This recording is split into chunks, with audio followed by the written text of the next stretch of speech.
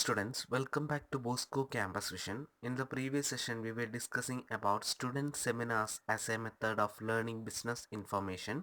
So we will continue with the topic. So in this session, we will look into the parties involved and the advantages and disadvantages of student seminars.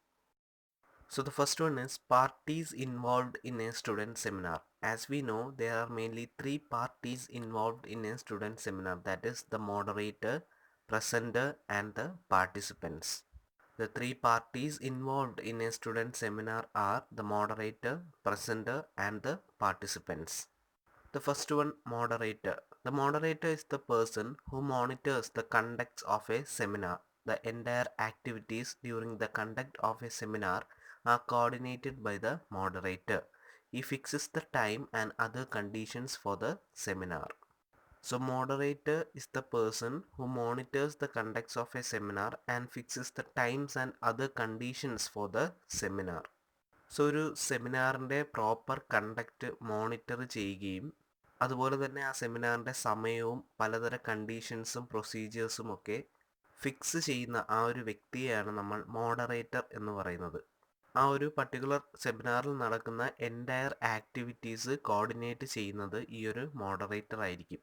ഒരു സെമിനാറിൽ ഒരാൾക്ക് present ചെയ്യാനുള്ള സമയം, ആ ഒരു presentation കഴിഞ്ഞിട്ട് doubt ചോദിക്കാനുള്ള സമയം, അതായത് ഇൻ്ററാക്റ്റീവ് സെഷൻ, അതിൻ്റെ ടൈം എല്ലാം ഫിക്സ് ചെയ്യുന്നത് ഈ മോഡറേറ്റർ ആയിരിക്കും.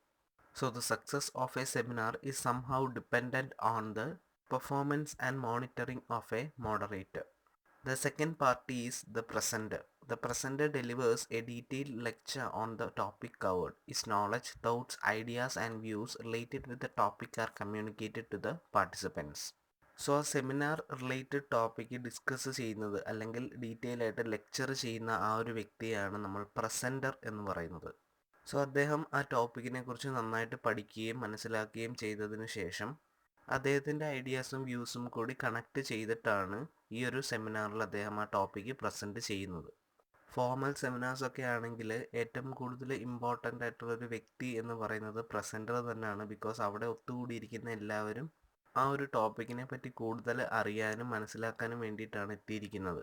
So A presenter must be well prepared and must be accurate in his presentation.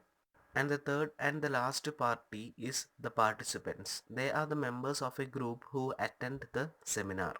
Example, students in a classroom. So ഒരു സെമിനാർ കേട്ടുകൊണ്ടിരിക്കുന്ന വ്യക്തികളെയാണ് നമ്മൾ പാർട്ടിസിപ്പൻസ് എന്ന് പറയുന്നത്. സോ നമ്മൾ കഴിഞ്ഞ സെഷനിൽ പറഞ്ഞതുപോലെ തന്നെ ഇതൊരു വൺ വേ കമ്മ്യൂണിക്കേഷനിലാണ് ഈ ഒരു സെമിനാർ പ്രോസസ്സ് സ്റ്റാർട്ട് ചെയ്യുന്നതെങ്കിലും ഇത് തീരുന്നത് ഒരു ടു വേ കമ്മ്യൂണിക്കേഷൻ പ്രോസസ്സിലാണ്. ബിക്കോസ് സെമിനാർ പ്രസൻറ്റേഷൻ കഴിഞ്ഞതിന് ശേഷം ഈ പാർട്ടിസിപ്പൻസിനെ ഇൻ്ററാക്ട് ചെയ്യാനുള്ളൊരു സെക്ഷൻ അവൈലബിൾ ആണ്. So these are the three main parties involved in a student seminar, that is the moderator, presenter and the participants. So next we will look into the main advantages of seminar. The first advantage is that the person presenting the topic offers the wealth of knowledge to the participants. So ഞാൻ നേരത്തെ പറഞ്ഞിരുന്നു, ഒരു presenter ആണ് ഒരു സെമിനാറിൻ്റെ ഏറ്റവും important ആയിട്ടുള്ള വ്യക്തി എന്ന് പറയുന്നത്. ബിക്കോസ് അതിൽ പാർട്ടിസിപ്പേറ്റ് ചെയ്യുന്ന ആൾക്കാർ ആ ഒരു പർട്ടിക്കുലർ ടോപ്പിക്കിനെ പറ്റി കൂടുതൽ അറിയാനും മനസ്സിലാക്കാനും വേണ്ടിയിട്ടാണ് അവിടെ പ്രസൻ്റ് ആയിട്ടുള്ളത്. സോ ആ ടോപ്പിക്കിനെ കുറിച്ച് നന്നായിട്ട് പഠിച്ച് മനസ്സിലാക്കി അദ്ദേഹത്തിൻ്റെ ഐഡിയാസും വ്യൂസും ഒക്കെ കണക്ട് ചെയ്തിട്ടാണ് ആ ഒരു പ്രസൻറ്റർ അവിടെ ആ ഒരു ടോപ്പിക്ക് പ്രസൻറ്റ് ചെയ്യുന്നത്. സോ ആ ഒരു പർട്ടിക്കുലർ ടോപ്പിക്കിനെ കുറിച്ചുള്ള കംപ്ലീറ്റ് നോളജും ഐഡിയാസുമാണ് പാർട്ടിസിപ്പൻസിന് ഒരു സെമിനാർ വഴി ലഭിക്കുന്നത്. And that is what referred to as the wealth of knowledge. The second advantage is that there is a team working environment in a student seminar where the participants can learn from others and exchange ideas.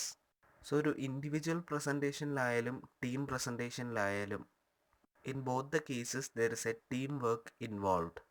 Because students തമ്മിൽ അവരുടെ ideas exchange ചെയ്യുകയും അതുപോലെ തന്നെ മറ്റുള്ളവരിൽ നിന്നും ഓരോ പുതിയ കാര്യങ്ങൾ പഠിക്കുകയാണ്. ഇപ്പോൾ ടീം പ്രസൻറ്റേഷനിലാണെങ്കിൽ കുറച്ചും കൂടി ടീം വർക്ക് ആക്റ്റീവ്ലി ഇൻവോൾവ് ആയിരിക്കും. ബിക്കോസ് അവരൊരു ഗ്രൂപ്പായിട്ട് ഇരുന്നിട്ട് ഓരോ കാര്യങ്ങൾ ഡീപ്ലി ഡിസ്കസ് ചെയ്തിട്ടാണ് പിന്നെ അവിടെ പോയി പ്രസൻറ്റ് ചെയ്യുകയും ഇൻ്ററാക്റ്റീവ് സെഷനിലൊക്കെ ഇൻവോൾവ് ചെയ്യുകയും ചെയ്യുന്നത്. ഇൻഡിവിജ്വൽ പ്രസൻറ്റേഷനും അതുപോലെ തന്നെയാണ്. ഇൻ്ററാക്റ്റീവ് സെഷൻ ഉള്ളതുകൊണ്ട് തന്നെ പാർട്ടിസിപ്പൻസും പ്രസൻറ്ററുമായിട്ട് നല്ലൊരു ഇൻ്ററാക്ഷൻ അവിടെ സംഭവിക്കുന്നുണ്ട്. ഐഡിയാസും തോട്ട്സും ഒക്കെ തമ്മിൽ എക്സ്ചേഞ്ച് ചെയ്യാനും സാധിക്കുന്നുണ്ട്. And the last advantage is that it helps to build knowledge in the students who show less interest in reading and listening to the lectures. So ചില സ്റ്റുഡൻസ് ഉണ്ട് വായിക്കാനും അതുപോലെ തന്നെ ലെക്ചേഴ്സ് കേൾക്കാനും ഒന്നും തീരെ താല്പര്യമില്ലാത്ത വ്യക്തികളുണ്ട്. സോ അവർക്ക് അറിവ് കൂട്ടാൻ അല്ലെങ്കിൽ നോളജ് ബിൽഡ് ചെയ്യാൻ പറ്റുന്ന ഒരു ബെസ്റ്റ് മെത്തേഡാണ് ഈ സ്റ്റുഡൻറ്റ് സെമിനാർസ് എന്ന് പറയുന്നത്.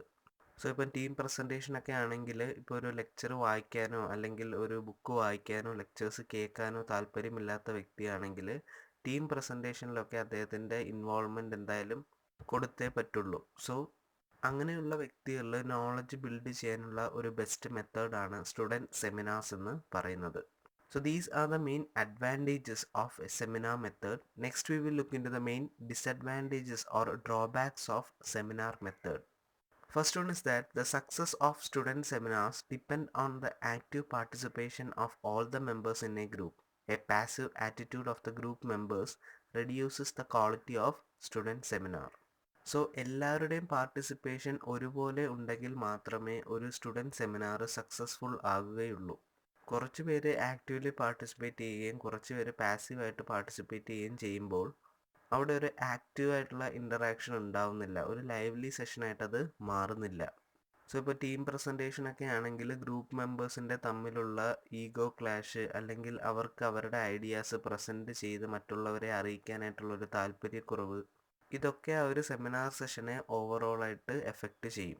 So passive attitude of the group members ആണ് ഈ സെമിനാർ മെത്തേഡിൻ്റെ ഫസ്റ്റ് ഒരു മേജർ ഡ്രോബാക്ക് എന്ന് പറയുന്നത്.